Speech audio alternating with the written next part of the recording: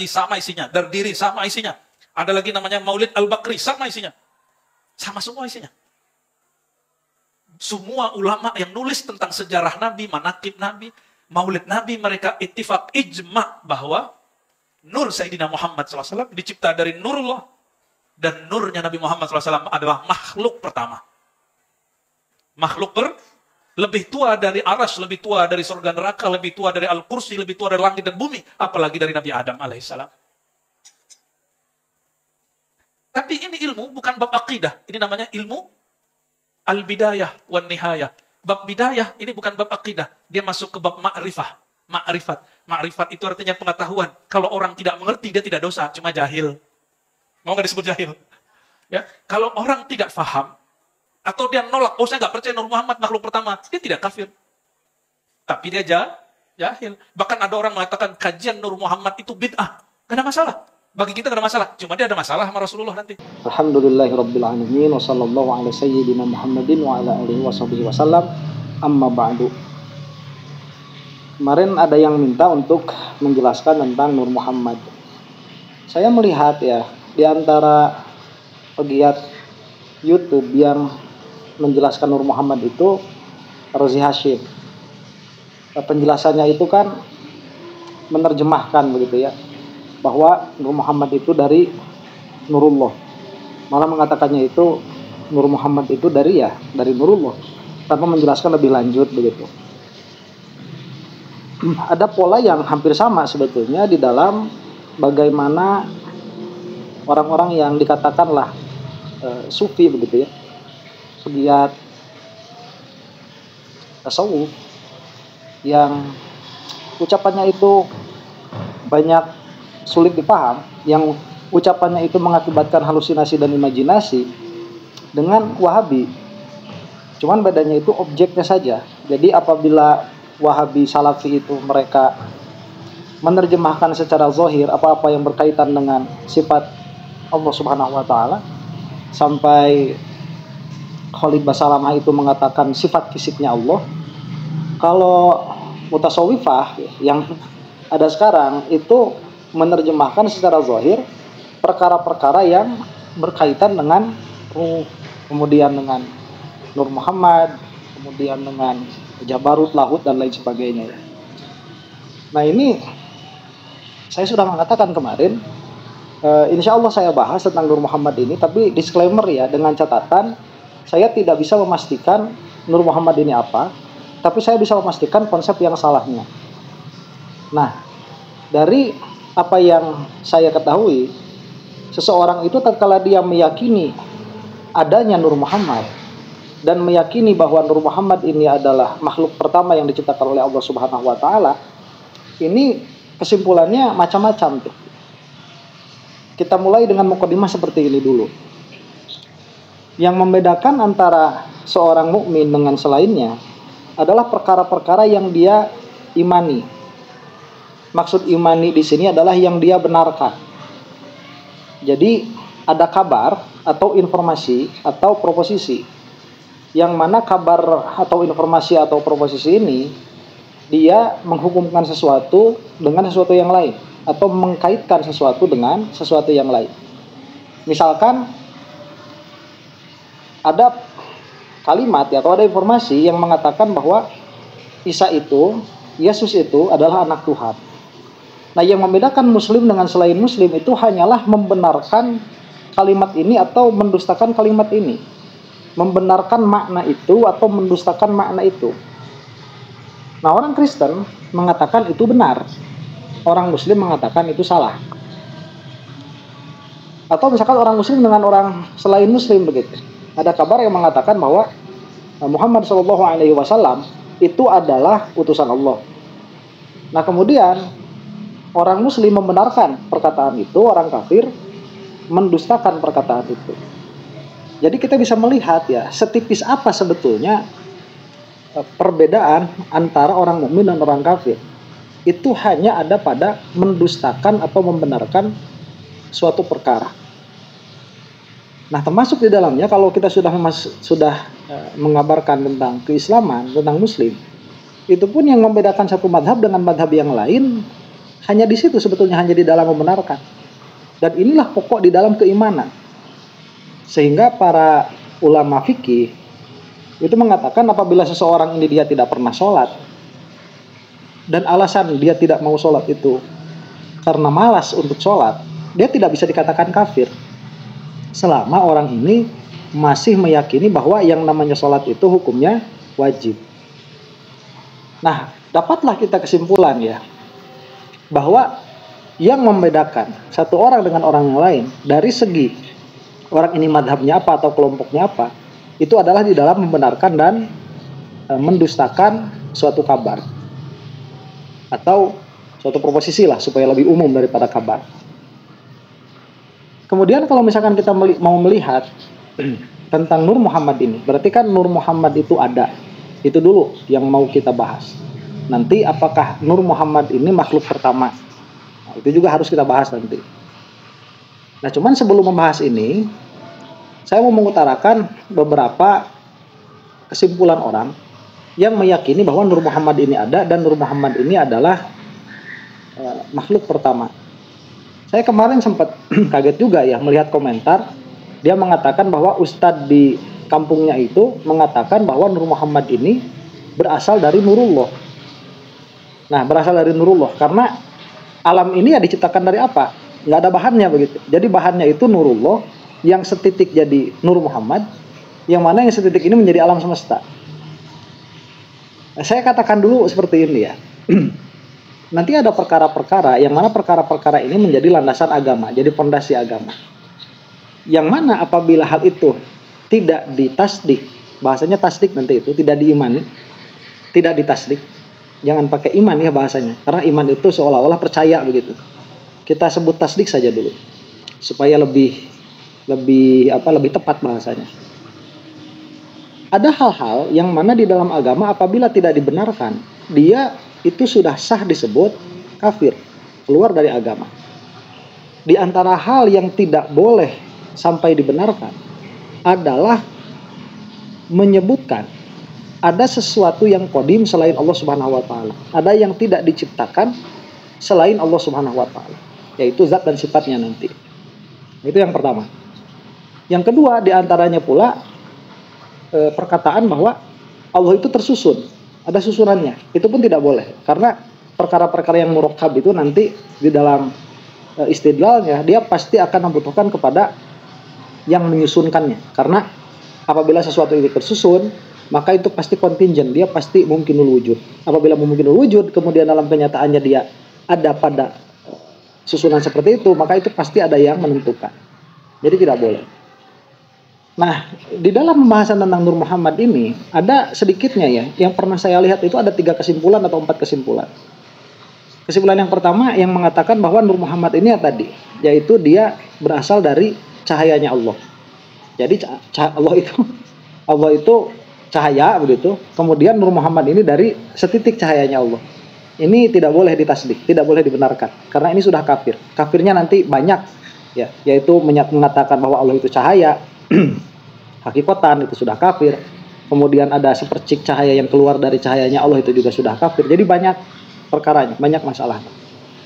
Ada yang mengatakan bahwa Nur Muhammad ini adalah Allah itu sendiri. Jadi Nur Muhammad itu adalah Allah yang berjalan di semesta. Saya pernah menemukan orang punya etikal seperti ini. Itu apalagi ya, kalau tidak dikatakan samalah dengan yang pertama. Sesat, kafir begitu, tidak boleh. Yang ketiga, itu ada yang mengatakan bahwa Nur Muhammad ini dia ibarat pengantin perempuan yang mana bertemu dengan Allah, kemudian terlahirlah alam semesta. Wah, ini lebih rusak lagi begitu. Nah, yang populer ya, yang saya ambil dari perkataannya Ar-Razi Hashim, itu mengatakan bahwa Nur Muhammad itu dari Nurullah. Nah, ini memberikan sangkaan yang luar biasa jelek bagi pengenalan Nur Muhammad itu. Jadi sekarang kita masuk ke dalam pembahasan definisi dulu ya. Nur Muhammad itu sebetulnya apa? Ini dulu.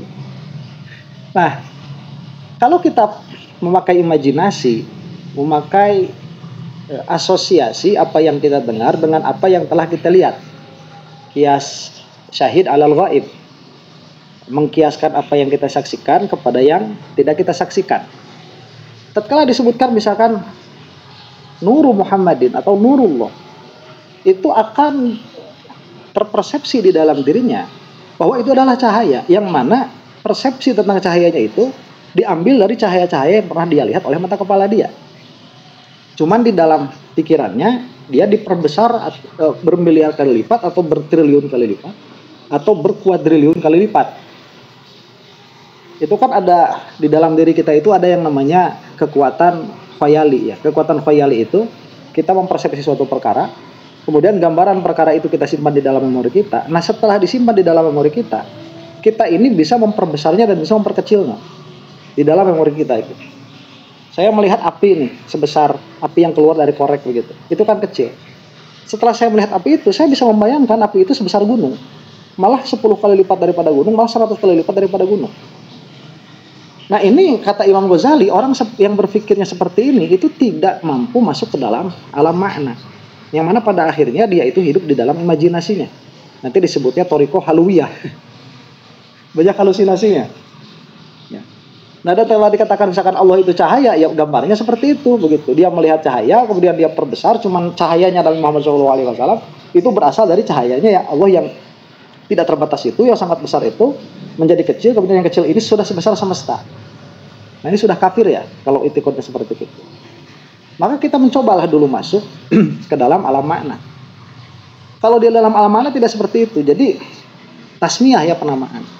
Misalkan nur nih, nur cahaya. Cahaya itu apa sih maknanya? Nah, kamu jangan masuk ke dalam imajinasi, ini loh cahaya begitu. Jangan. Cahaya itu maknanya adalah sesuatu yang menjadikan sesuatu yang tidak terlihat menjadi terlihat. Nah, semua sesuatu yang seperti itu maka dia sah disebut cahaya. Nah, di dalam alam hissi kita melihat makna cahaya itu ada pada api. Maka kita sebut api itu cahaya. Akhirnya kan namanya juga nar, ya. Dari nur juga tuh bisa diambil. Kemudian kita lihat misalkan lampu tuh, lampu juga kita sebut cahaya. Matahari kita sebut cahaya juga. Karena kita melihat pada benda-benda itu atau pada sesuatu yang seperti itu, kita melihat ada sifat atau ada perkara, yaitu dia menampakkan perkara yang tadinya tidak nampak. Kalau kita masuk ke dalam ruangan, kemudian ruangan itu gelap, kemudian datang suatu perkara yang mana perkara itu menjadikan perkara-perkara yang gelap yang tidak terlihat menjadi terlihat, maka kita sebut sesuatu itu sebagai cahaya. Nah, dari sinilah kita masuk mulai ke dalam makna bahwa penamaan cahaya itu pun bisa kena kepada Nabi Muhammad SAW, atau itu pun bisa kena kepada Allah Subhanahu Wa Taala. Dilihat dari segi, nah ini harus dijelaskan. Dilihat dari segi, misalkan, kenapa Allah itu sah disebut cahaya? Allahu nurus samawati wal ard. Itu dalam pengertian Allah menciptakan langit dan bumi.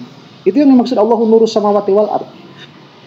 Kenapa maknanya ke sana? Jadi bumi dan langit dalam konteks ini itu tadinya kan tidak ada. Kalau tidak ada, ya tidak terlihat. Makanya para ulama itu suka mengatakan gelap yang paling gelap itu zulmah ya. Zulmah yang paling gelap itu adalah ketiadaan. Nah, ketiadaan ini adalah kegelapan yang mutlak karena tidak ada. Kalau misalkan gelap hitam itu sebenarnya masih ada, kita itu masih terpersepsi hitam begitu, blank. Tapi kalau sudah tidak ada, apa yang terpersepsi? Tidak ada yang terpersepsi. Ya sudah, tidak ada mah tidak ada begitu. Nah, kemudian karena Allah ini menjadikan yang tidak ada menjadi ada, maka Allah sah disebut nur, disebut cahaya. Demikian pula Nabi Muhammad SAW.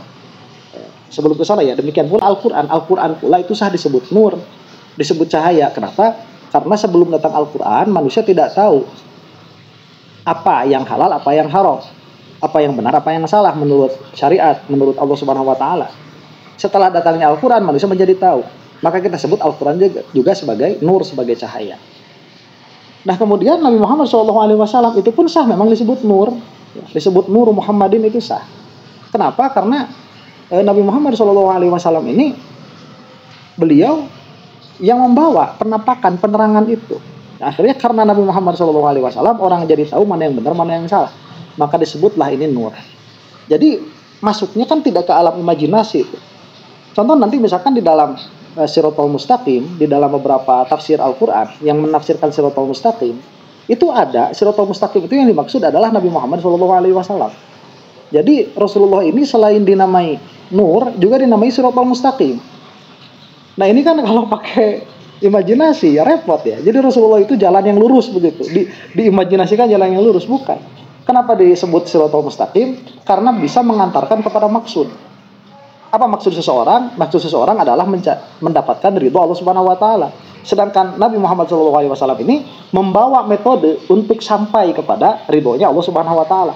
Maka disebutlah Rasulullah ini sebagai Shiratal Mustaqim. Nah, apabila kita sudah paham ke situ, maka insya Allah akan lebih mudah tatkala kita membahas Nur Muhammadin begitu. Nur Muhammad, cahayanya Muhammad. Karena Nur Muhammad ini kan idhofah. Nanti beda nih kalau sudah mengatakan sesuatu itu, kalau dia sudah ditarkib, sudah disatukan, itu nanti maknanya berbeda tatkala dia masih berpisah. Saya kasih contoh lagi, misalkan tangan besi ya. Tangan itu ya ini, ya kita sebutkan seperti itulah. Dia alat untuk atau bagian badan untuk mengambil begitu. Ini tangan nih. Kemudian ada besi ya. Besi itu materi yang sangat keras. Cuma kalau sudah disatukan tangan besi, ini jadi lain. Itu nanti jadi maknanya itu apa? Apa itu pemimpin yang beringas begitu ya, yang otoriter. Itu kan jadi punya makna yang lain. Nah kalau kita misalkan ambil nama Nur, kemudian kita ambil nama Muhammad, itu dua makna yang berbeda. Tapi kalau sudah disatukan, itu nanti punya makna yang berbeda sama sekali dari makna mufrad masing-masingnya. Nah itu. Jadi dari tasmiyah dulu, dan kalau nanti misalkan kita sampai membuka kitabnya, ini saya buka kitab lah nanti yang tidak terlalu tebal ya. Kita buka Sirul Asrar dan kita buka Daqaiqul Akhbar punyanya Imam Asyuyuti bagaimana tentang Nur Muhammad ini. Cuman pada kesempatan kali ini saya mau membuka saja dulu wawasannya begitu, mukadimahnya, karena sudah sore ini saya ketelatan tadi mau ngambil gambarnya. Ini supaya dipahami dulu seperti itu. Jadi jangan sampai pemahaman kita mengenai Nur Muhammad ini bertentangan dengan perkara-perkara yang sudah ma'lumun minad dini bid-darurah, yang sudah ijma'. Karena kalau misalkan memahami Nur Muhammad dengan imajinasi, kemudian akhirnya nanti akan mengakibatkan kepada pikiran-pikiran yang merusak fondasi keimanan, bukan malah ma'rifah ya. Jadi jadinya malah apa? Malah kafir begitu, keluar dari agama. Nah, ini komentar lagi di bawah ya. Insya Allah nanti di rumah. Ini saya lokasinya lagi di majelis. Kita buka kitabnya, begitu. Yang mau buka kitabnya, silahkan di komen biar videonya tidak terlalu lama. Gitu. Biar banyak yang nontonnya. Wallahu taala alam bisawab. Assalamualaikum warahmatullahi taala wabarakatuh.